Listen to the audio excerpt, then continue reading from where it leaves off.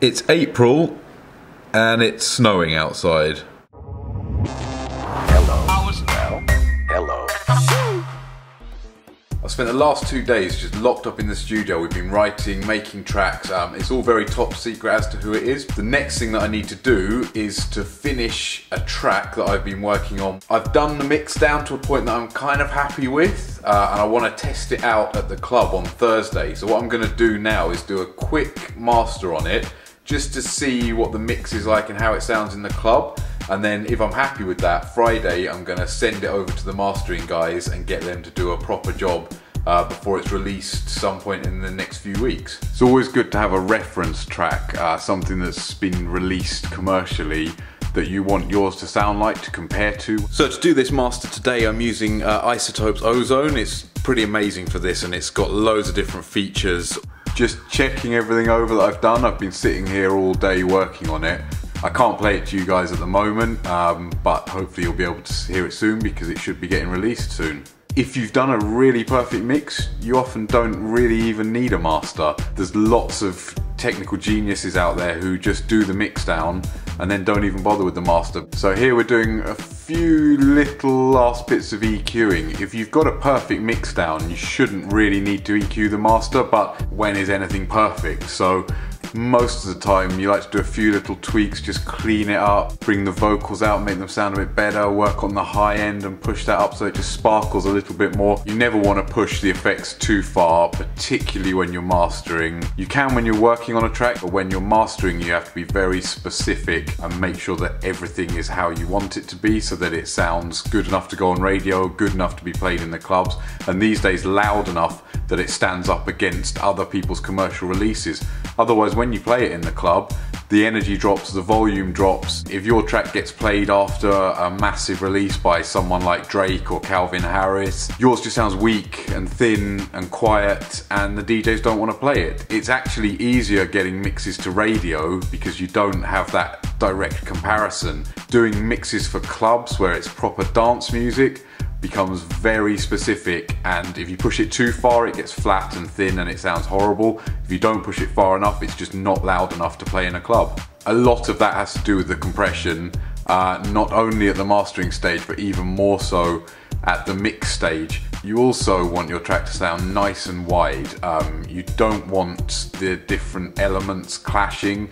You want to imagine it like an orchestra so that everything's set out in a different space and things don't clash with each other or get in the way, so you try and spread everything beautifully. And then of course after you've done all that work making it sound as nice as possible, stunning, beautiful, you come along and you crush it with something like this that just basically what this does is it makes you think the track is much louder. You shouldn't really ever master your own mixes and your own tracks, but most of the time when you're making so many and going out to clubs straight away and testing things, you end up doing a lot of mastering.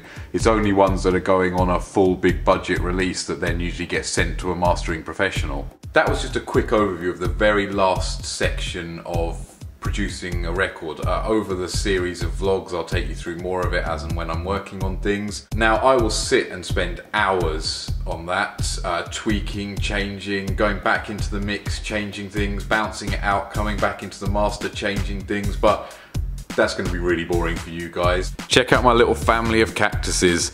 We've killed about 3 of them, but most of them are looking pretty healthy. They're the best thing for me to keep because I end up just murdering every other plant I've ever had. Damn, I think my phone's just died. That is not good news.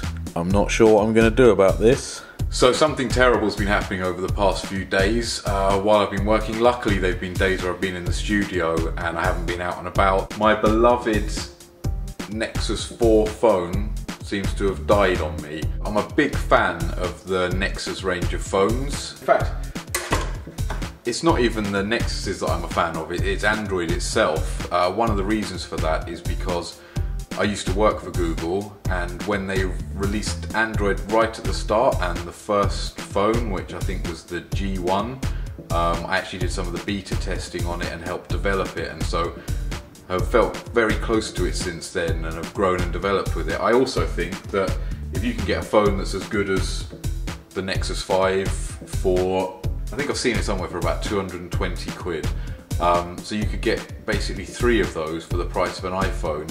I'd take 3 of those over one iPhone any day of the week. But what I'm going to show you guys is my back catalogue of these phones. So first up we have my current phone. This is the Nexus 4. I have absolutely loved this phone. I really like this. I love the size of it. I love the feel of it. Amazing for watching films and videos if you're traveling. Good amount of storage. With all the Android backup and the cloud, it was brilliant. I'm very sad that that one seems to be dying. As we go back in time, even though the phones get smaller, the boxes seem to be much bigger.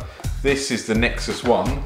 This is the phone before, and it now looks like a little toy phone. I really liked this one at the time though. It was amazing, and it's got the ability to put in an SD card so that you can actually upgrade the amount of storage on it. I'm going to see if I can get this one out of retirement for a few days until I can get my new phone sorted.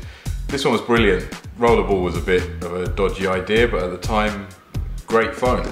And then we moved back. I actually had 2 of these, but I'm going to show you this one because it's rather special, this one. G1, I think they were called. And this was what we were given originally as the developer phone, which had a different design on it.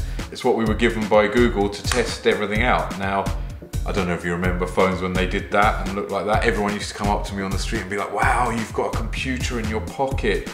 I loved it. I was the fastest person at typing ever on this. The rollerball again wasn't great, but for the time, just a brilliant little phone. And still, I always thought that this part would break, but not at all. And so since then, I've been quite a devoted fan. I absolutely love this phone and I'm really gonna miss it. I even filmed 2 full videos on it. There was this one where we went to Lovebox and saw Khalees and DJ Nikki performing. And then another one where we went to the O2 to see all the production work that I'd done on the All Saints tour. It's a shame it's gonna go, but if I get the 5X, hopefully it's got a better camera, better video, and better in low light, which is really good for me as a DJ taking shots. That's got £50 off at the moment. Even then, 300 quid for a phone is a big dent in your pocket.